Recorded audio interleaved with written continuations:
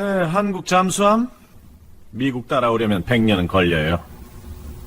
미 해군 30년 경력 전문가가 비웃었습니다. 그런데 어느 날 밤 독일 동료에게서 암호화 이메일이 왔죠. 지금 당장 확인해. 한국. 더 이상 이론이 아니야. 첨부 파일을 여는 순간 그의 손이 떨리기 시작했습니다. 미국이 30년 전 해결 불가능이라고 포기한 문제였거든요. 한국이 풀어버린 겁니다. 말도 안 돼. 대체 어떻게? 밤새 자료를 뒤졌지만 반박할 수 없었습니다. 결국 그는 25년간 믿어온 모든 확신을 내려놓아야 했죠. 대체 한국이 뭘 해낸 걸까요? 안녕하세요. 저는 케일런 보스입니다. 미 해군 잠수함 추진체계 분야에서 30년을 굴러온 사람입니다. 해군연구소 자문위원, 학술지 편집위원, 그리고 수십 편의 논문을 쓴 이 분야의 권위자죠. 버지니아 외곽의 조용한 주택가. 밤 14시가 넘은 시각.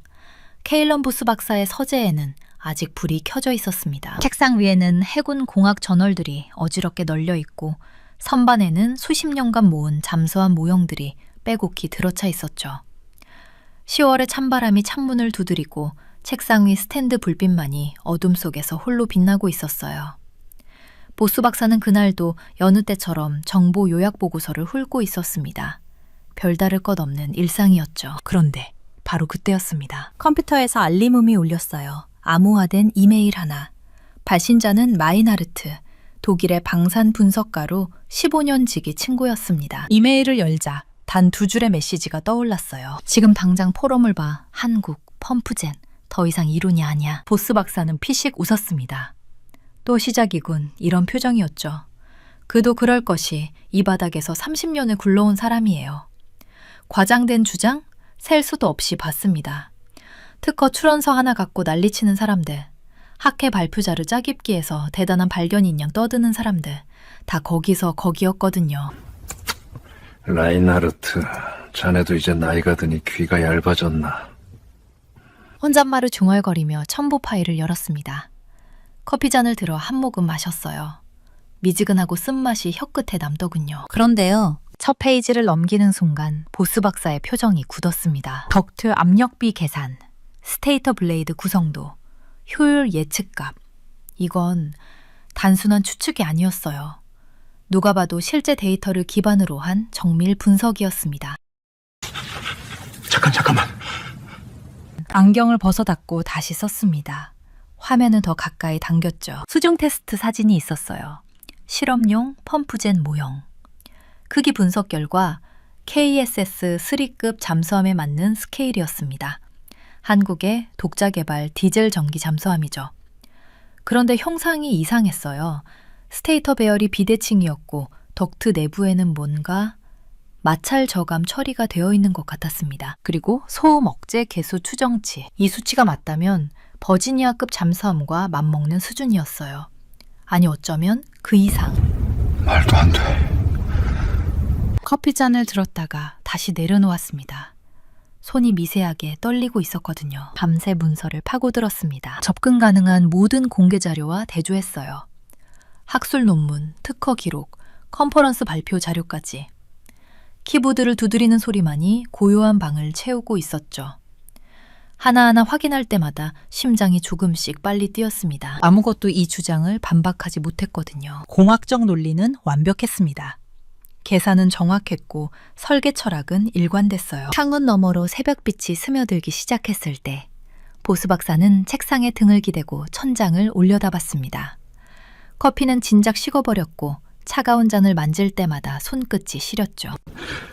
20년이야. 20년 동안 내가 가르치고 쓰고 믿어왔던 것들이. 만약 이게 사실이라면 전 세계 잠수함 기술의 서열이 뒤집히는 겁니다. 자신이 확신했던 모든 것이 무너지는 거예요. 전화기를 집어들었습니다. 해군 연구소에 있는 옛 동료에게 전화하려고요. 그런데 손가락이 멈췄어요. 몇 주 전부터 워싱턴과 서울 사이에서 민감한 협상이 진행 중이라는 소문이 돌았습니다. 핵추진 잠수함 협력에 관한 거였죠. 만약 이 기술 문서가 그 외교정과 연결되어 있다면 함의는 어마어마했습니다. 전화기를 내려놓고 다시 문서를 펼쳤습니다. 그때 한 줄의 계산식이 눈에 들어왔어요. 한국의 펌프젯 설계는 기존 시스템 대비 내부 압력 손실을 12% 감소시킨다. 12%. 이게 무슨 의미인지 아시나요? 미국 공학자들이 30년 전에 포기한 문제였습니다. 디젤 잠수함에 펌프젯을 달면 효율이 너무 떨어져서 실용성이 없다고요. 그래서 핵 추진 잠수함에만 썼던 거예요. 해결 불가능이라고 결론 내린 문제를 한국이 풀어버린 겁니다. 보스 박사는 빨간 펜을 집어들었습니다. 손이 미세하게 떨리더군요. 그 숫자에 동그라미를 치고 여백에 단 4글자를 적었죠. 즉시 검증 요망. 창밖에 아침 햇살이 문서 위로 쏟아졌습니다. 커피는 이미 차갑게 식어 있었어요. 하지만 보스 박사는 그걸 느끼지 못했습니다. 머릿속에서는 단 하나의 질문만이 맴돌고 있었으니까요. 대체 한국은 어떻게 해낸 거지? 2주가 흘렀습니다. 마커스 보스의 책상 위에는 11명의 이름이 적힌 메모지가 흩어져 있었죠. 4개 나라, 11개의 목소리, 그리고 그 모든 퍼즐 조각들이 하나의 그림을 향해 모여들고 있었습니다. 처음 전화를 건 상대는 MIT의 추진체계 전문가 사라첸 박사였어요. 야문첸 박사님, 단도직입적으로 여쭙겠습니다. 보스가 소화기를 꽉 쥐었습니다. 손에 땀이 배어 있더군요. 한국의 수중음향 기술 어디까지 알고 계십니까? 그 질문을 왜 저한테 하시는 거죠? 박사님이 해군 자문위원이시지 않습니까? 최신 잠수함 개념 연구에 참여하셨고요. 그건 기밀이에요. 알고 있습니다. 하지만 학술 채널을 통해 들으신 소문 정도는 기밀이 아니지 않습니까? 또다시 침묵. 그리고 첸 박사가 낮은 목소리로 입을 열었습니다. 지난 5년간 한국 연구진들이 캐비테이션 모델링 논문을 쏟아냈어요. 미친 듯이요. 당시엔 다들 이론 연구라고 생각했죠. 그냥 학문적 호기심이라고. 저도 그렇게 믿으려 했고요. 지금은요? 지금은 확신이 안 서요. 그게 정말 이론이기만 했는지. 다음 통화는 더 까다로웠습니다. 상대는 대형 방산업체 이사회에 이름을 올린 퇴역 제독. 익명을 조건으로 한 오프 더 레코드 대화였죠. 제동님, 조선업계 임원들 사이에서 한국 이야기가 돈다고 들었습니다. 성격이 미묘한 문제라 조심스레 묻습니다. 누가 그러든가. 여러 경로로요. 보스. 자네 정보력은 인정하네. 하지만 내가 왜 자네한테 이런 얘기를 해야지? 보스는 잠시 뜸을 들였습니다. 그리고 조용히 말했죠. 제동님, 회사가 올해 LPD 입찰에서 한국 조선소에 밀렸다고 들었습니다. 가격도, 납기도, 품질도요. 궁금하지 않으십니까? 어떻게 그럴 수 있는 건지. 전화기 너머로 얼음 부딪히는 소리가 들렸습니다. 제독이 천천히 입을 열었어요. 다들 알고 있어. 한국이 세계 최고의 상선을 만든다는 거. 문제는 말이야, 보스. 네. 상선과 군함 사이의 기술 격차가 우리가 생각했던 것보다 훨씬 좁더라는 거야. 정밀 용접, 모듈러 건조 방식, 품질 관리 시스템, 이게 다 이전이 돼. 이전이요? 그래, 민간에서 군수로 매끄럽게, 거의 완벽하게.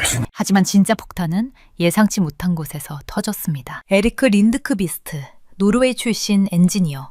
5년 전 한국 연구기관과 공동 프로젝트를 수행했던 인물이었죠. 보안 화상통화가 연결되자 화면 속 린드크비스트는 피곤해 보였습니다.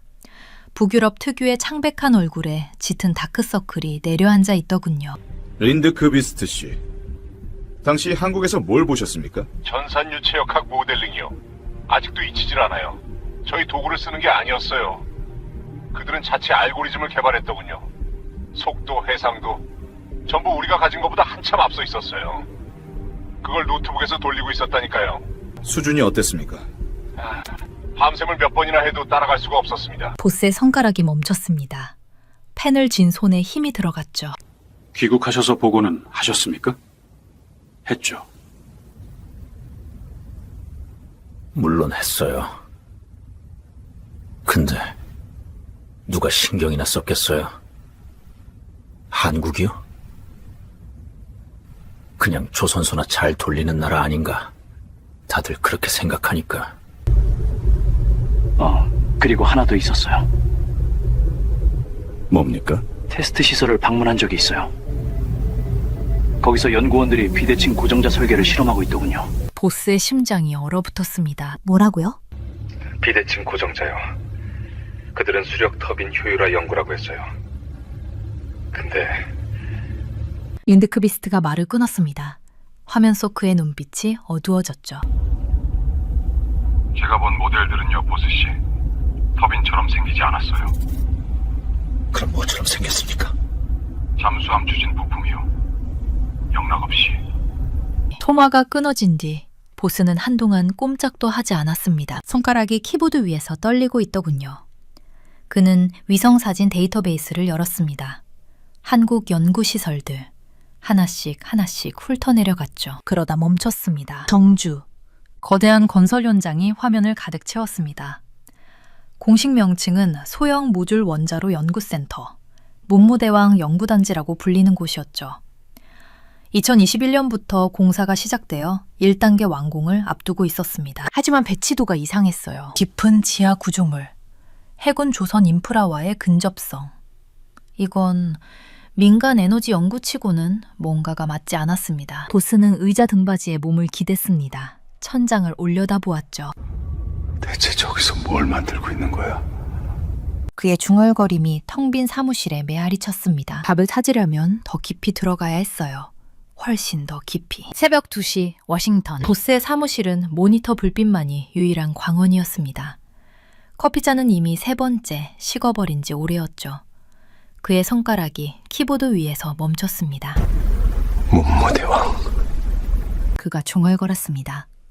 화면에는 경주의 위성사진과 함께 낯선 시설의 윤곽이 떠 있었죠. 바로 그때 문이 열렸습니다. 아직도 안 주무셨어요? 젊은 분석관 사라 첸이 서류 뭉치를 안고 들어섰습니다. 보스는 고개도 돌리지 않았죠. 문무대왕이 누군지 알아? 아니, 잠깐요.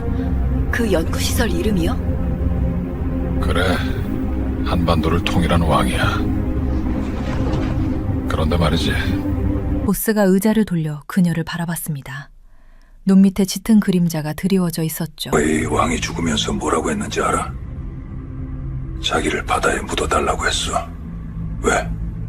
죽어서도 용이 되어 해상 침략으로부터 한국을 지키겠다고. 사라의 표정이 굳었습니다. 믿으라는 건가요? 상징이야.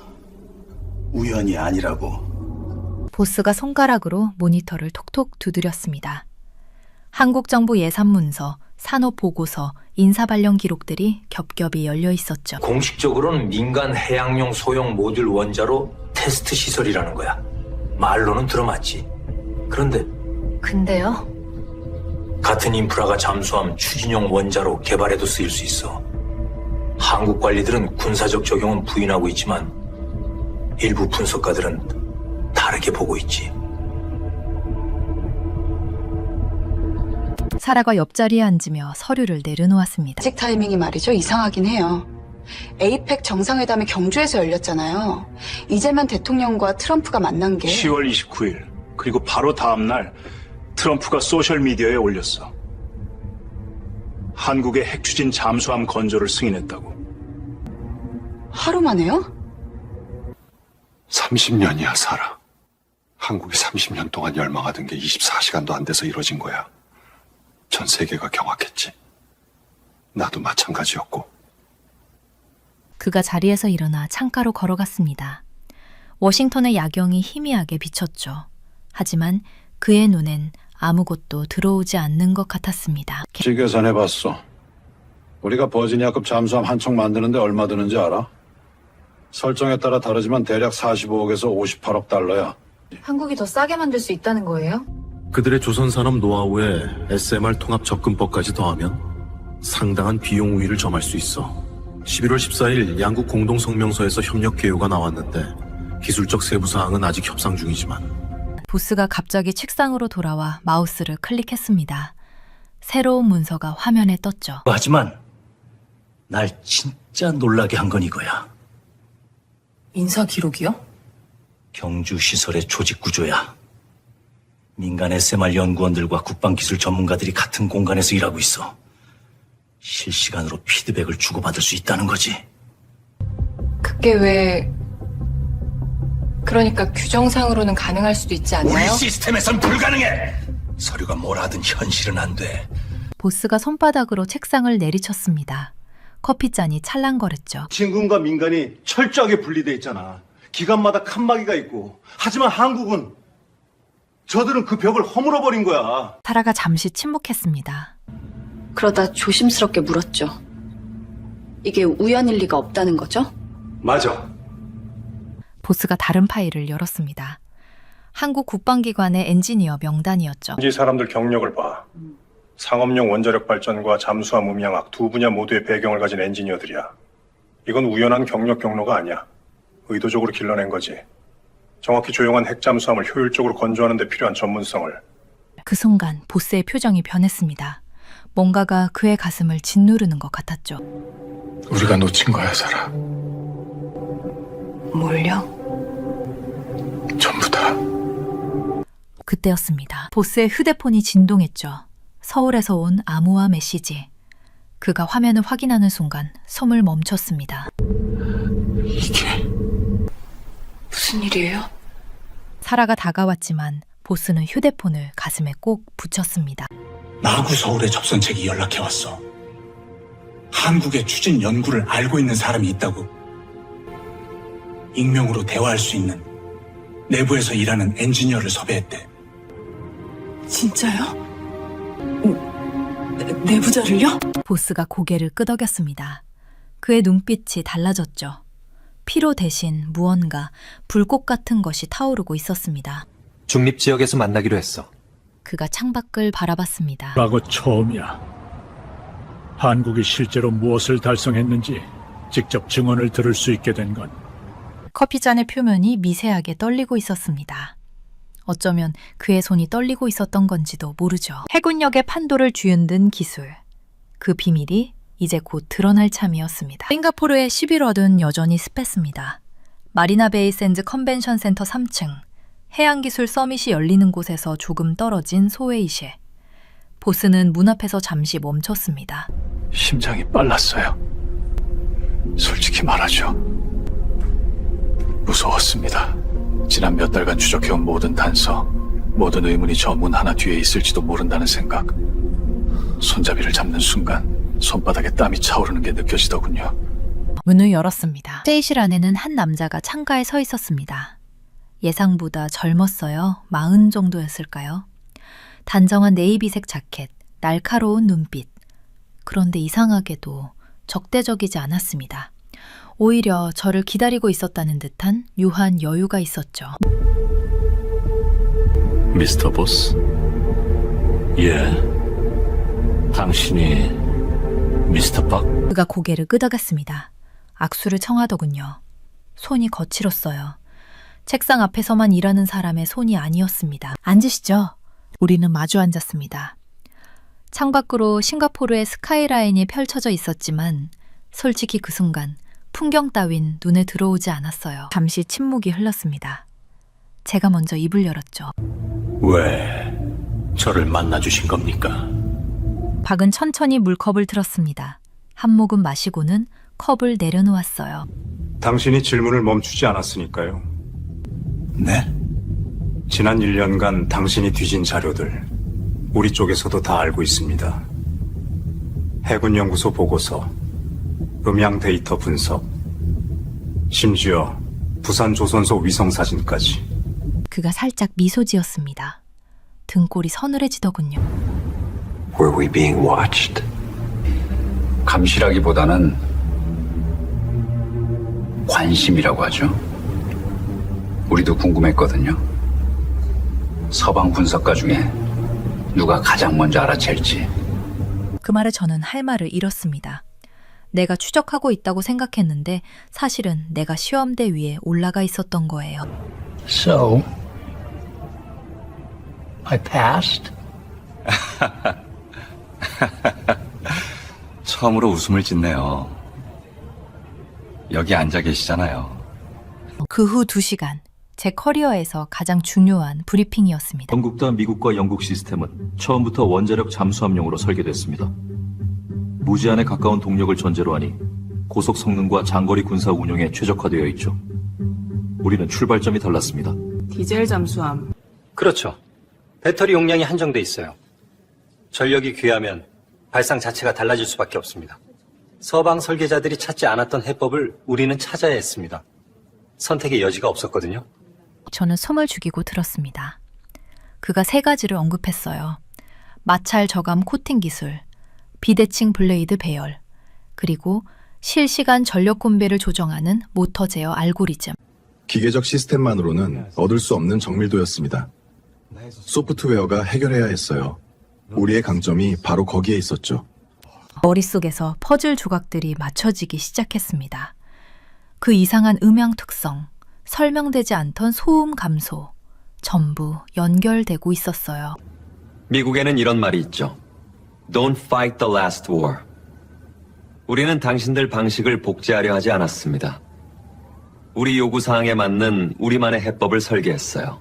저는 테이블을 짚었습니다. 물어야 할 질문이 있었거든요. 몇 달째 저를 괴롭혀온 질문. 왜 이렇게까지 했습니까? 동맹국에서 사면 되잖아요. 미국에서 독일에서 검증된 기술을 도입하면 훨씬 쉬웠을 텐데 왜 굳이?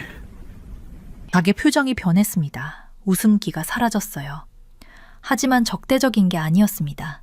오히려 무겁더군요. 보스 씨, 그가 잠시 창밖을 바라봤습니다. 다른 나라의 허락에 의존하는 국가는 진정한 주권 국가가 아닙니다. 공기가 무거워졌습니다. 우리는 역사에서 그 교훈을 배웠어요. 다시 배울 생각 없습니다. 대화가 끝나갈 무렵이었습니다. 닭이 자리에서 일어나며 마지막으로 한마디를 덧붙였어요. 개수 하나만 더 말씀드릴까요? 네. 우리가 재래식 잠수함에서 개발한 것들, 그건 기초 작업입니다. 심장이 멈추는 것 같았습니다. 제약 조건 아래서 무언가를 마스터하면 그 제약을 제거하는 건 간단해져요. 어려운 작업은 이미 끝난 거니까.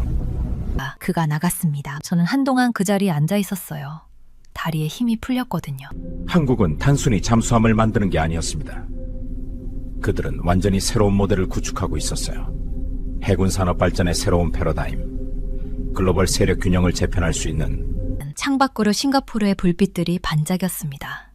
하지만 제 머릿속에는 한반도 지도가 그려지고 있었죠. 게임이 바뀌고 있었습니다.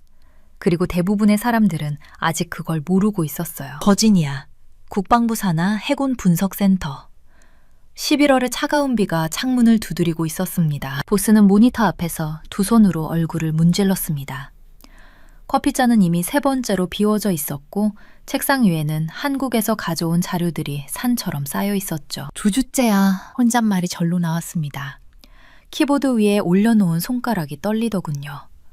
무엇을 써야 할지는 알고 있었습니다. 다만 그걸 인정하는 것이 문제였죠. 바로 그때 노크 소리와 함께 문이 열렸습니다. 마이클, 아직도 여기 있어? 해리슨 부장이었습니다. 은퇴를 1년 앞둔 해군 대령 출신, 이 분석센터의 실질적인 수장이죠. 해리슨, 거의 다 됐습니다. 거기가 벌써 일주일째야. 해리슨이 책상 모서리에 걸터 앉았습니다. 그의 눈이 모니터 화면을 훑었죠. 뭐가 문제지? 자네 평소 같으면 사흘이면 끝냈을 텐데. 보스는 잠시 망설였습니다. 그러다 의자를 돌려 상관을 마주봤죠. 부장님, 솔직히 말씀드려도 됩니까? 그래. 저는 25년간 이 일을 해왔습니다. 미 해군의 기술적 우위는 흔들리지 않는다고 믿어왔죠. 그런데 해리슨이 고개를 끄덕였습니다. 그런데요, 한국에서 본 것들, 그게 제 확신을 완전히 부숴버렸어요. 부숴버렸다고? 네, 산산조각 났습니다. 침묵이 흘렀습니다. 창밖에서 빗소리가 더 거세졌죠. 해리슨이 천천히 물었습니다. 구체적으로 뭘 봤나? 보스가 자료 몽치에서 사진 한 장을 꺼냈습니다. 거제도 조선소의 항공 촬영 사진이었죠. 조선소요. 상업용 선박을 연간 수십 척씩 찍어냅니다. 그런데 그 효율성을 군함 건조에 적용하면 어떻게 될 것 같으세요? 우리보다 빠르겠지. 빠른 정도가 아닙니다. 저희가 버지니아급 한 척 만드는 동안 저들은 2척을 만들 수 있어요. 어쩌면 3척도요. 해리슨의 표정이 굳어졌습니다. 그리고 SMR이요. 소형 모듈 원자로 기술. 저희도 개발 중이지만 한국은 이미 실증 단계에 들어섰더군요. 게다가 그들의 접근법이 독특합니다. 어떻게? 저희는 최고 성능을 추구하죠. 그런데 한국은 제약 조건 안에서의 최적화를 추구합니다. 자원이 부족하니까요. 그 결과물이 보스가 말을 멈췄습니다. 적절한 표현을 찾는 듯했죠. 예상 밖으로 혁신적이에요. 우리가 생각지도 못한 방식들이 나오고 있습니다. 해리슨이 일어섰습니다. 창가로 걸어가 빗줄기를 바라봤죠. 그래서 자네 보고서의 결론은 뭔가? 아직 쓰는 중입니다만. 됐어. 초안이라도 말해봐. 보스는 깊게 숨을 들이쉬었습니다. 미국은 적응해야 합니다. 지금 우리 모델은 성능 극대화에 최적화되어 있죠. 하지만 앞으로는 생산 효율성도 고려해야 해요. 개별 함정의 우수성만으로는 수량에서 밀릴 수 있습니다. 알겠습니다. 동맹과의 협력은? 한국 조선소와의 파트너십을 제안할 겁니다. 저들의 건조 기술을 활용하면. 잠깐. 자네, 지금 미국이 한국한테 배워야 한다고 말하는 건가? 보스는 대답하지 않았습니다. 대신 모니터 화면을 가리켰죠. 11월 14일자 공동 발표문입니다.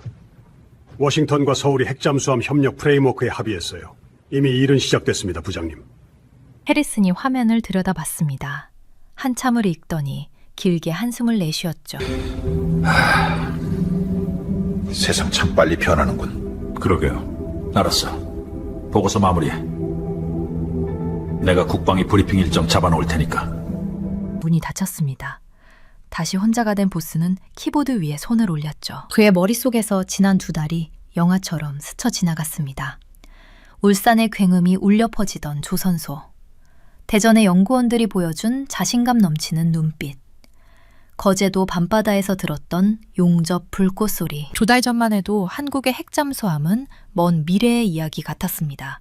그런데 지금은요? 공식 추정에 따르면 첫 번째 선체는 5년 안에 건조가 시작될 수 있다고 합니다. 보스는 천천히 타이핑을 시작했습니다. 조용한 혁명은 더 이상 숨겨져 있지 않다.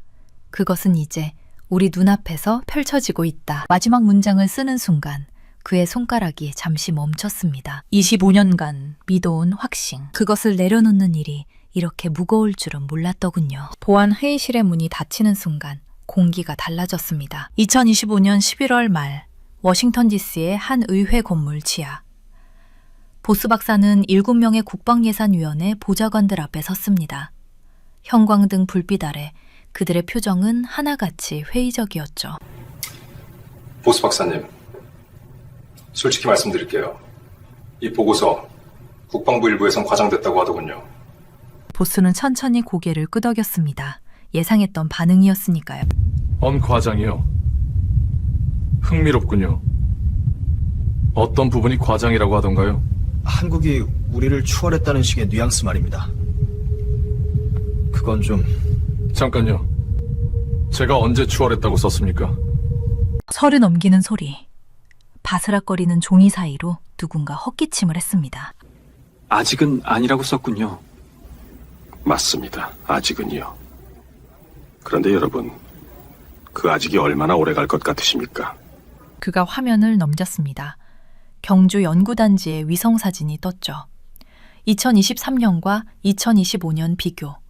시설 규모가 2배로 늘어 있었습니다. 한국 잠수함 프로그램의 교훈은 그들이 우리를 넘어섰다는 게 아닙니다.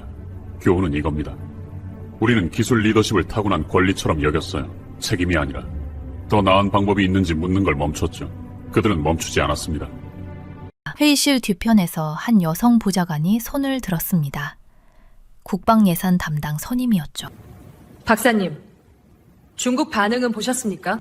고자쿤 대변인이 비확산 의무를 언급했더군요. 일본은요? 그쪽은 이미 발을 디뎠습니다. 외무성 쪽에서 차세대 추진 시스템을 논의 중이라고 저희에게 확인해 왔어요. 그러니까 이건 그냥 잠수함 문제가 아니라는 거군요. 맞습니다.